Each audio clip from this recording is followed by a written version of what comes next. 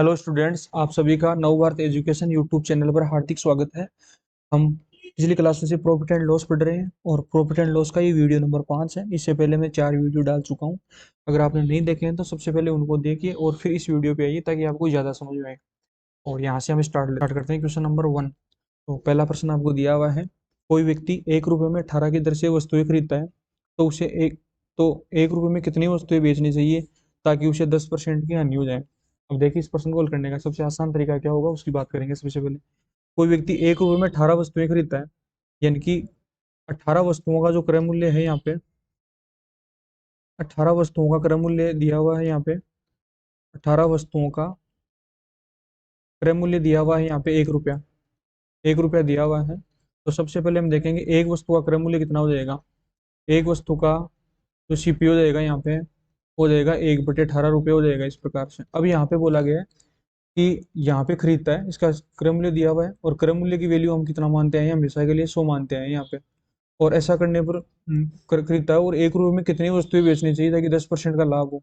तो सबसे पहले हम देखेंगे 100 रुपये का सामान कितने बिकेगा, 10% आने के लिए 90 रुपये बिकेगा। इस प्रकार से अब यहाँ पे एक वस्तु का क्रय मूल्य है 1/18 रुपये, तो हम क्या करेंगे 1/18 ये क्रय मूल्य यहाँ पे, और क्रय मूल्य की वैल्यू कितनी आ जाएगी यहाँ पे 100 आ जाएगी। इस प्रकार से और आपको निकालना क्या है यहाँ पे 10% हानि पर बेचने वाला मूल्य, तो 90 की वैल्यू निकालनी है यहाँ पे। इसको सोल्व कर लीजिए यहाँ पे आप, ये 18 बटे बटा नीचे आ जाएगा यहाँ पे और 100 अपनी जगह रहेगा और इंटू हो जाएगा यहाँ पे 90। इसको काट दीजिए, एक जीरो से एक जीरो कट जाएगा, ये 9 दूनी यहाँ पे 18, तो यह जाएगा 1/20, यानी कि ये तो हो गया 1 रुपया और ये होगी वस्तु। तो 1 रुपये की 20 वस्तु बेचनी पड़ेगी 10%, 10% आने के लिए, तो 1 रुपये की 20 वस्तु बेचनी पड़ेगी। इस प्रकार से एक बार पुनः बता देता हूँ मैं यहाँ पे, अपने को दिया हुआ है 18 वस्तुओं का क्रय मूल्य 1 रुपया, तो एक वस्तु का क्रय मूल्य हो जाएगा 1/18, यानी कि 1 रुपये में 18 वस्तु।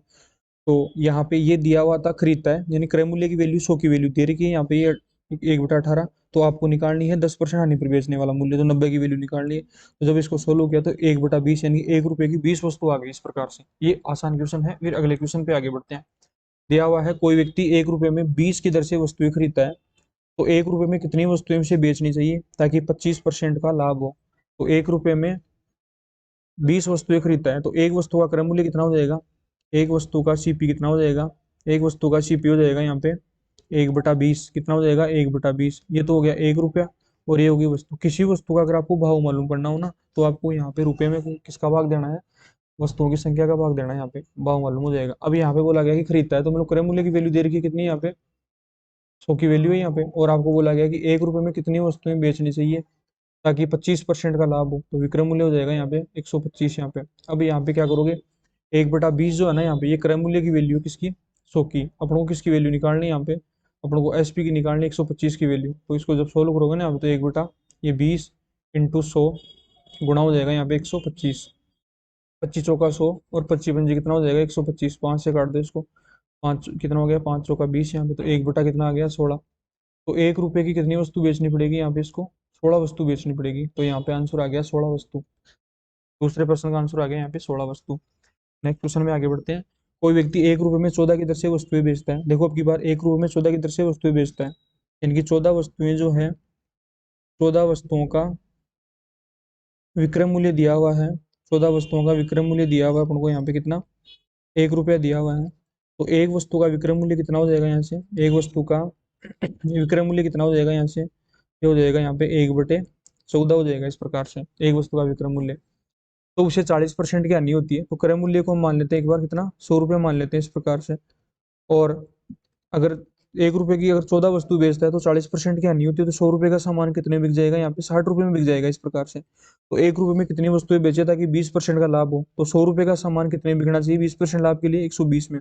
देखो मैंने एक फॉर्मूला पहले भी बता रखा आपको कि जो दिया है उससे संबंधित वैल्यू और जो पूछा है आपको, यहाँ पे दिया हुआ है 1/14, यानी कि एक वस्तु का विक्रय मूल्य दिया हुआ है 1/14, यहाँ पे विक्रय मूल्य की वैल्यू कितनी है, यहाँ पे 60 है विक्रय मूल्य की वैल्यू, क्योंकि 40% की हानि होती है जब एक में 14 बेचता है, तो यानी कि 100 रुपये का सामान 60 में बिकता है, तो इसकी वैल्यू आ गई यहाँ पे 60। तो अपन को किसकी वैल्यू निकालनी है, आपको अगर क्रय मूल्य बोले ना कि वस्तु का क्रय मूल्य कितना है तो आप 100 से गुणा कर दीजिए यहाँ पे सीपी, लेकिन आपको बोला गया कि 20% लाभ के लिए कितने बेचे, तो आप यहाँ पे इसको 120 से गुणा कर दीजिए। अब इसको आप सोल्व कर दीजिए, यहाँ पे कितना हो जाएगा, तो 1/14 ये 60 इस 14 के साथ रहेगा और 120 अपनी जगह रहेगा। इस प्रकार से ये यहाँ से 2 टाइम कट गया और इसको काट दो यहाँ पे 60 टाइम, तो ये आ गया 1/7, यानी कि 1 रुपये कितनी वस्तु आ जाएगी यहाँ पे 7 वस्तु आ जाएगी 1 रुपए की, तो 1 रुपए की 7 वस्तु बेचनी पड़ेगी 20% लाभ के लिए। ये ऑप्शन जो होगा ना यहाँ पे करेक्ट होगा। इसके बाद में नेक्स्ट क्वेश्चन की ओर आगे बढ़ते हैं। अगले प्रश्न में दिया हुआ है, कोई व्यक्ति 1 रुपए में 14 की दर से वस्तुएं बेचता है तो उसे 30% की हानि होती है, तो 1 रुपए में कितनी वस्तुएं बेचनी चाहिए ताकि 20% का लाभ हो। तो यहाँ पे सबसे पहले हम एक वस्तु का एसपी निकालेंगे, कितना हो जाएगा यहाँ पे, ये हो जाएगा 1/24। ये तो हो गया रुपया और ये होगी वस्तु। एक वस्तु का विक्रय मूल्य कितना हो जाएगा, 1/24 हो जाएगा। अब ऐसा करता है तो इसको 30% की हानि होती है, तो 100 रुपए का सामान कितने बिकेगा 30% हानि के लिए, 70 रुपए में बिकेगा। इस प्रकार से आपको चाहिए क्या 20% का लाभ, तो 100 रुपए का सामान आपको 120 में बेचना पड़ेगा। अब यहाँ पे 1/24 किसकी वैल्यू दे रखी है, ये 70 की वैल्यू दे रखी है, अपन को वैल्यू निकालनी है 120 की, तो इसको आप काट दीजिए यहाँ पे, एक जीरो से एक जीरो कट जाएगा, यहाँ पे 12 से कट जाएगा यहाँ पे 2 बार, तो यहाँ पे आ गया 1/14।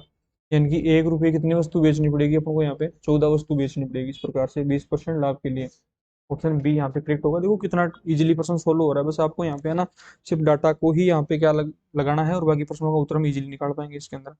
नेक्स्ट क्वेश्चन की ओर आगे बढ़ते हैं। नेक्स्ट क्वेश्चन में दिया हुआ है, कोई व्यक्ति 20 रुपए में 18 की दर से वस्तुएं बेचता है तो उसे 20% की हानि होती है, तो 15 रुपए में कितनी वस्तुएं बेचें ताकि 20% का लाभ हो। तो सबसे पहले हम देखेंगे, यहाँ पे बेचने की बात करें तो एसपी की मैं बात करूँ तो 20 रुपए की कितनी वस्तु बेचता है, 18 वस्तु बेचता है। इस प्रकार से तो उसे 20% की हानि होती है, तो सीपी और एसपी की बात कर लेते हैं एक बार हम यहाँ पे। 100 रुपए का सामान कितने बिकेगा, 20% हानि पर 80 में बिकेगा।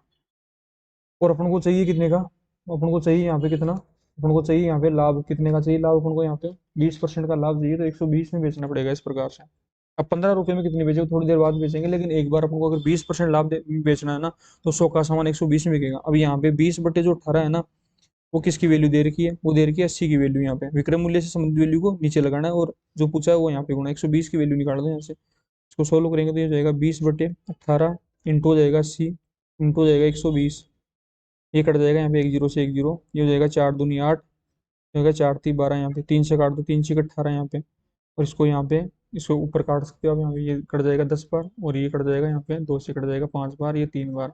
यानी कि 5 रुपए की कितनी वस्तु बेचनी पड़ेगी, इसको 3 वस्तु बेचनी पड़ेगी इस प्रकार से 20% लाभ के लिए। लेकिन आपको तो बोला गया 15 में कितनी बेचे, तो 15 करने के लिए इसका कितना गुणा करेंगे, 15 हो जाए, इसको 3 से गुणा कर दो, इसको भी 3 से गुणा कर दो।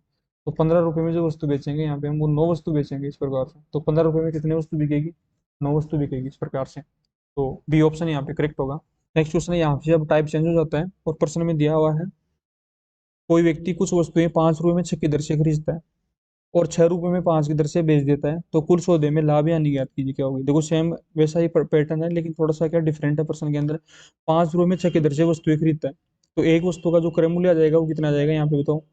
हम क्या करेंगे, रुपए में वस्तु का भाग देंगे तो 5/6 रुपये आ जाएगा इस प्रकार से। जैसे मान लीजिए आपने 20 रुपए के कितने 5 पेन खरीदे आपने, 20 रुपए के आपने 5 पेन खरीदे, तो एक पेन का मूल्य कितना हो गया, एक पेन का मूल्य हो गया 20/5, यानी कि 4 रुपए हो गया इस प्रकार से। यानी कि आपने रुपए में वस्तु का भाग दे दिया, यहाँ पे मैंने 5 रुपए, रुपए के अंदर किसका भाग दे दिया, वस्तु का भाग दे दिया इस प्रकार से। तो ये क्रय मूल्य हो गया एक वस्तु का 5/6 रुपये, और 6 रुपए में 5 की दर से बेचता है, और जो विक्रय मूल्य है वो 6 रुपए में कैसे हैं, 5 की दर से हैं।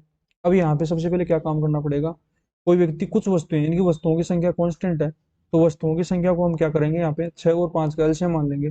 वस्तुओं की संख्या को हम 6 और 5 का एलसीएम मान लेंगे, कितना हो जाएगा, 6 और 5 का जो एलसीएम आ गया, 6 और 5 का जो एलसीएम आ गया, तो एलसीएम आ गया यहाँ पे कितना, 30 आ गया इस प्रकार से। तो 30 से मल्टीप्लाई कर दो अब इसको, यहाँ पे इसको भी आप 30 से मल्टीप्लाई कर दो, ये हो जाएगा 6 5 30, ये हो जाएगा सीपी हो जाएगा 25 रुपये, और 5 6 30, और ये हो जाएगा एसपी हो जाएगा 36 रुपये। तो कितने का प्रॉफिट हो गया यहाँ से, प्रॉफिट हो गया यहाँ पे 11 का। अब देखिए आपको बताना है कि कितने परसेंट का लाभ या नहीं होगी, और लाभ परसेंट निकालने का फॉर्मूला क्या होता है आपको बता रखा है मैंने पहली क्लास के अंदर ही। क्या होता है बताओ, लाभ बटे क्रय मूल्य, और गुणा में क्या होता है 100 होता है। तो लाभ कितने का हो गया यहाँ से 11 का, और क्रय मूल्य कितना है 25, और गुणा में क्या हो जाएगा 100 हो जाएगा, 25 चौका 100 यहाँ पे। तो 44% का प्रॉफिट हो जाएगा यहाँ से, कितने का, 44% का लाभ हो जाएगा इस प्रकार से। आसान सा क्वेश्चन था। नेक्स्ट क्वेश्चन की ओर आगे बढ़ते हैं इसके बाद में। देखो इस प्रश्न के अंदर मैंने 3 प्रश्न पूछे हैं आपसे, ऑप्शन मैंने हटाए हैं एक बार ताकि आपको ज्यादा समझ में आए। कोई व्यक्ति कुछ वस्तुएं 5 रुपए में 4 की दर से खरीदता है, कोई व्यक्ति कुछ वस्तुएं 5 रुपए में 4 की दर से खरीदता है, तो यहाँ पे सीपी और एसपी की बात कर लेते हैं एक बार हम यहाँ पे समझने के लिए। तो 5 रुपए में 4 की दर से, यानी कि एक वस्तु का क्रय मूल्य हो गया 5/4 रुपये। देखो रुपए और वस्तु नीचे आएगी यहाँ पे, और 4 रुपए में 5 की दर से बेचता है, 4 रुपए में 5 की दर से बेचता है यहाँ पे। अगर उसे कुल सौदे में 180 रुपए की हानि होती है तो सबसे पहले हम क्या करेंगे, वस्तुओं की संख्या को लिखेंगे, क्योंकि वस्तुओं की संख्या कांस्टेंट है यहाँ पे। तो 4 5 का एलसीएम कितना हो गया, 20 आ गया। तो इनको हम क्या करेंगे, 20 से मल्टीप्लाई कर देंगे। इसको हम क्या कर देंगे यहाँ पे, इसको हम 20 से मल्टीप्लाई कर देंगे यहाँ पे, इसको भी यहाँ पे 20 से मल्टीप्लाई कर देंगे इस प्रकार से। अब आप इसको सोल्व करें, यहाँ पे कितना हो जाएगा, कितनी बार कट जाएगा, यहाँ पे 4 से कट गया 5 बार यहाँ पे। तो 25 क्रय मूल्य आ गया, और विक्रय मूल्य कितना आ गया यहाँ पे, 500 का 20 16 आ गया इस प्रकार से। अब देखिए, आपने किसी सामान को 25 रुपए में खरीद कर अगर 16 रुपए में बेचा है ना, तो आपको कितने का नुकसान हो गया यहाँ से बताओ। आपको यहाँ पे 9 यूनिट का नुकसान हो गया। कितने का हो गया, 9 यूनिट का। ये 9 यूनिट किसके बराबर है, 180 रुपए के बराबर है। तो एक यूनिट की वैल्यू कितनी आ जाएगी यहाँ से, एक यूनिट की वैल्यू आ जाएगी यहाँ पे 20, एक यूनिट की वैल्यू 20 आ जाएगी इस प्रकार से। अब यहाँ पे पहले क्वेश्चन की बात करते हैं। यहाँ पे हम पहला क्वेश्चन दिया हुआ है, हानि परसेंट ज्ञात करो, क्या होगी, हानि परसेंट ज्ञात करनी है। तो हानि परसेंट के लिए फॉर्मूला होता है हानि बटे क्रय मूल्य और गुणा क्या 100, क्योंकि लाभ हानि गणना हमेशा क्रय मूल्य पे होती है। तो हानि कितने की होगी, यहाँ से देखो 9 यूनिट की होगी, क्योंकि 25 का सामान जब 16 में बिकेगा ना, तो 9 की हानि किस पे बताओ, 25 पे, क्रय मूल्य पे। तो 100 पे कितना, तो परसेंटेज के लिए 100 का ये कर दो यहाँ पे, ये हो जाएगा यहाँ पे 36%। तो यहाँ पे पहले प्रश्न का आंसर आ जाएगा 36% की हानि हो जाएगी यहाँ से। दूसरा क्वेश्चन क्या था, कुल निवेश ज्ञात कीजिए, क्या होगा। तो देखो, एक यूनिट की वैल्यू 20 आ गई, तो आपका जो वस्तुओं का क्रय मूल्य है ना वो 25 रुपए है। तो 25 रुपए जो क्रय मूल्य है ना, वही तो निवेश है ना। जैसे आप मार्केट गए खरीदने के लिए कोई सामान, और आपने दुकानदार को 25, जैसे आपके घर पे दुकान है, आपने दुकानदार को 25 रुपए दिए कि ये 25 रुपए का सामान है, तो आपने 25 तो इन्वेस्टमेंट किया ना। अब आप जो मतलब बाद में आपका जो सामान बिकेगा, तो उस पर आपको कितना प्रॉफिट या लॉस होगा वो बाद की बात है। तो यहाँ पे एक यूनिट की वैल्यू 20 है, तो 25 से गुणा कर दो 20 को, यहाँ पे टोटल इन्वेस्टमेंट आ जाएगा कितना, 500 रुपये आ जाएगा इस प्रकार से इन्वेस्टमेंट। और तीसरा क्वेश्चन आपको दिया हुआ है कि कुल वस्तुओं की संख्या ज्ञात क्या होगी। तो वस्तुओं की संख्या में पहले कांस्टेंट कर रखा है 20 होगी, वस्तुओं की संख्या दोनों जगह कितनी है, 20 है। तो यहाँ पे हम क्या करेंगे, 20 को 20 से मल्टीप्लाई कर देंगे यहाँ पे, तो वस्तुओं की संख्या कितनी आ गई यहाँ पे, 400 आ गई इस प्रकार से। तो हमने 3 क्वेश्चन पूछे हैं और तीनों के उत्तर निकाल दिए। प्रश्न बिल्कुल आसान था। उसके बाद में अगले क्वेश्चन की ओर आगे बढ़ते हैं। इसके अंदर दिया हुआ है, कोई व्यक्ति कुछ वस्तुएं 5 रुपए में 3 की दर से खरीदता है, 5 रुपए में 3 की दर से खरीदता है मतलब सीपी, और इनको जब बेचता है तो 9 रुपए में 5 की दर से बेच देता है। तो कुल सौदे में 40 रुपए का लाभ होता है। तो सबसे पहले यहाँ पे हम इसका एलसीएम लेंगे और फिर आगे का क्वेश्चन बाद में सोल्व करेंगे। तो 3 और 5 का एलसीएम कितना आ गया, यहाँ से 15 आ गया। इनको 15 से मल्टीप्लाई कर दें यहाँ पे आप, ये 3 पंजे 15 हो गए, यहाँ से सीपी 25 आ गया, ये 5 ती 15 हो गया, यहाँ पे कितना हो गया 27 हो गया इस प्रकार से। कितने का प्रॉफिट हो गया यहाँ से, 2 यूनिट का प्रॉफिट हो गया। और ये 2 यूनिट किसके बराबर है यहाँ पे बताओ, ये 40 के बराबर। तो एक यूनिट की वैल्यू कितनी आ गई, एक यूनिट की वैल्यू हो जाएगी यहाँ पे कितनी, 20 आ जाएगी इस प्रकार से। अब सबसे पहले क्वेश्चन का आंसर देंगे हम यहाँ पे, लाभ परसेंटेज ज्ञात करो। तो लाभ परसेंट का फॉर्मूला होता है प्रॉफिट परसेंटेज का, प्रॉफिट अपॉन सीपी इंटू क्या होता है 100। तो प्रॉफिट कितने का यहाँ पे 2 का, किस पे 25 पे, तो 100 पे कितना, तो ये हो जाएगा यहाँ पे 25 का 100 बराबर 8% का प्रॉफिट हो जाएगा। प्रॉफिट कितना हो जाएगा, 8% का। दूसरा क्वेश्चन, कुल निवेश ज्ञात कीजिए, क्या होगा। तो एक यूनिट की वैल्यू 20 आ गई, तो टोटल इन्वेस्टमेंट 25 यूनिट है, तो हो जाएगा 25 इंटू 20 बराबर हो जाएगा यहाँ पे 500 रुपये। तो टोटल 500 रुपये इन्वेस्टमेंट किए गए हैं यहाँ पे। और तीसरा जो क्वेश्चन है यहाँ पे, कुल वस्तुओं की संख्या कितनी है। तो वस्तुओं की संख्या, एक यूनिट की वैल्यू 20 आ गई और वस्तुओं की संख्या आपने 15 मान रखी है यहाँ पे। तो टोटल 300 वस्तुएं आ जाएगी। कितनी आ जाएगी टोटल वस्तुएं, 300 आ जाएगी इस प्रकार से। तो हमने टोटल 3 क्वेश्चन पूछे हैं और तीनों के आंसर इजीली निकाल दिए सेकंडों के अंदर यहाँ पे। उसके बाद में नेक्स्ट क्वेश्चन की ओर आगे बढ़ते हैं। नेक्स्ट क्वेश्चन में दिया हुआ है, एक व्यक्ति 2 रुपए में 3 की दर से कुछ वस्तुएं खरीदता है और उतनी ही वस्तुएं 3 रुपए में 2 की दर से खरीदता है, और सभी को 5 रुपए में 3 की दर से बेच देता है। तो कुल सौदे में लाभ यानी परसेंटेज ज्ञात करो। तो देखो, कोई व्यक्ति कुछ वस्तुएं जो है ना, वो 2 रुपए में 3 की दर से खरीदता है, और कुछ वस्तुएं और खरीद रहा है। यहाँ पे देखो, ये 2 रुपए में 3 की दर से खरीद ली कुछ, और कुछ वस्तुएं 3 रुपए में 2 की दर से खरीदता है। तो कुछ वस्तुएं और खरीद रहा है 3 रुपए में 2 की दर से, और सभी वस्तुओं को 5 रुपए में, और सभी वस्तुओं को, एसपी की बात हो रही है यहाँ पे, एसपी की। तो एसपी हो रहा है 5 रुपए में 3 की दर से, 3 2 और 5, 3 2 और 3, 5 रुपए में 3 की दर से। तो दोनों का एलसीएम कितना आ गया यहाँ से, एलसीएम निकाल दीजिए। यहाँ पे इनका एलसीएम आ गया यहाँ पे 6, तो 6 से मल्टीप्लाई कर दीजिए हर जगह पे यहाँ पे। अब देखिए, 6 से मल्टीप्लाई करोगे ना यहाँ पे आप, तो देखो, अब देखो, कुछ वस्तुएं 2 रुपए में 3 की दर से खरीदी और कुछ वस्तुएं 3 रुपए में 2 की दर से खरीदी यहाँ पे। तो टोटल यहाँ पे देखो 6 वस्तुएं यहाँ से, 6 वस्तुएं यहाँ पे, तो टोटल 12 वस्तुएं खरीदी। तो बेचोगे भी तो 12 है ना आप यहाँ पे। जैसे मान लीजिए आपने 12 वस्तुएं खरीदी, तो 12 ही तो बिकेगी यहाँ पे। तो 3 से काट दो, 3 दूनी 6, तो यहाँ पे 4 आ जाएगा, यहाँ पे 2 तिया 6, यहाँ पे कितना आ जाएगा 9, और यहाँ पे आ जाएगा 3 चौक कितना हो जाएगा 12, तो ये जाएगा 20 यहाँ पे।